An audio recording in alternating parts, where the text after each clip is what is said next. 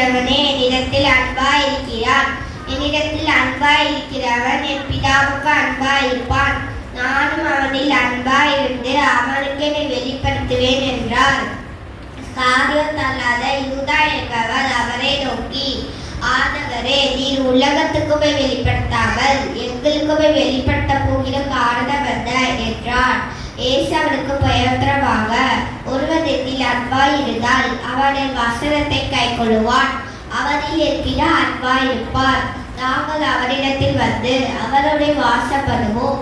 என்னில் அன்பாய் இராதவர் என் வசனங்களை கைக்கொள்ள மாட்டார். நீங்கள் கேட்கிற வசனம் என்னுடையதா இராமல் என்னை அனுப்பின பிதாவுடையதா இருக்கிறது. நான் உங்களுடனே தங்கி இருக்கையில் இவைகளை உங்களுக்கு சொன்னேன்.